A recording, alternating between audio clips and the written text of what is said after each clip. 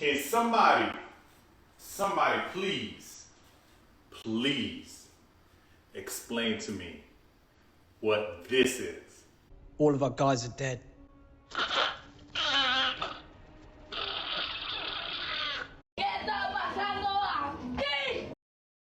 Tell me about this hunter.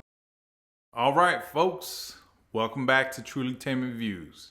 Today we're going to be talking about Kraven the Hunter, Sony's latest entry into the Why Does This Universe Exist cinematic saga.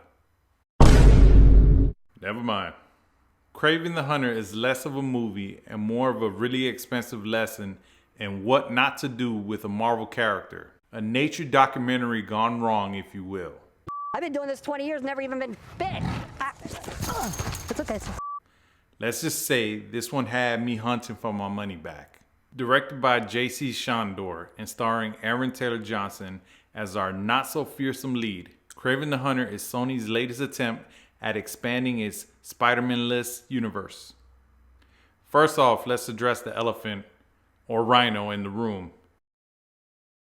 It's obvious that no one at Sony or behind this production had ever picked up Kraven comic book. The film feels like it's actively trying to distance itself from the source material. On paper, it's supposed to be about Kraven's complicated relationship with his dad, played by Russell Crowe, who's apparently competing for most over-the-top accent award, and his journey to become the ultimate predator.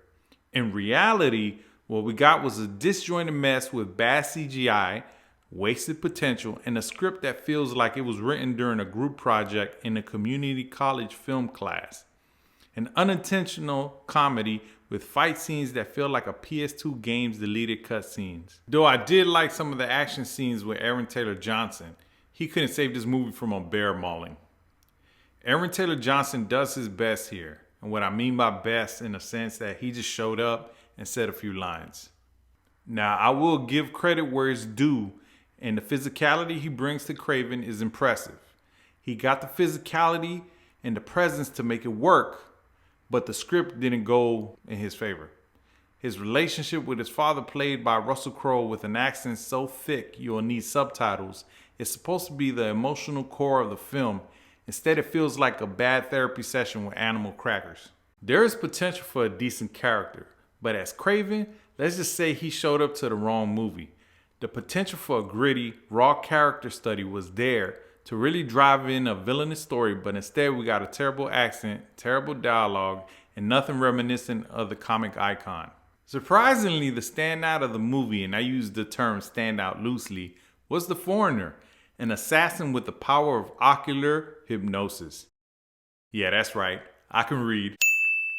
He literally disorientates people by staring at them, which is ironic because the movie disorientated me. Played by Christopher Abbott, the Foreigner had a compelling backstory involving revenge for his mentor's death at Kraven's hands. But guess what? The best plot thread in the movie, and it just fizzles away. Classic Sony. Then there's Calypso, played by Ariana DeBose.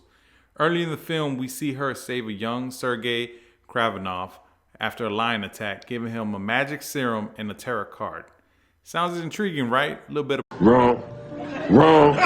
She's by far the most poorly written character in the film, and that's saying a lot, considering the CGI practically qualifies as a character with how much screen time it hogs. The Bows deserve better. We all did. Now let's talk about Alexei Sazovic, aka the Rhino, played by Alessandro Nivola. He's the big bad of the movie, but honestly, the real villain was his acting.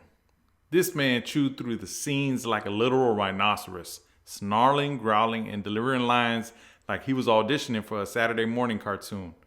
The Rhino's backstory involved some kind of experiment that gave him strength and the visage of an animal, but the only thing I saw was a performance that gave me secondhand embarrassment, like the release schedule of my reviews. The tone of this movie is all over the place. One moment it's trying to give us a heartfelt father-son drama. The next, Aaron's chomping on some guy's nose like he's auditioning for Hannibal. And don't get me started on the visuals. The CGI animals are so laughably bad, I feel like these effects were rendered in 2005. Seriously, the CGI in this film is a crime. There's a scene with the lion so fake, I thought it was about to bust into Hakuna Matata. It means no worry. I am never gonna financially recover from this. This is supposed to be the shared Sony Spider-Man universe, or as I like to call it, the multiverse of missteps. But Kraven exists in a world that feels entirely disconnected from, well, everything. You keep waiting for a Spider-Man mention, a connection, something, but nope. You have a better chance of spotting a good plot in this movie than Spider-Man. Here's the thing. Kraven is a movie at war with itself. There's a decent movie somewhere in here. Maybe not a Kraven movie, but something. A gritty, R-rated action film with a revenge-driven anti-hero with actual stakes. That could have worked.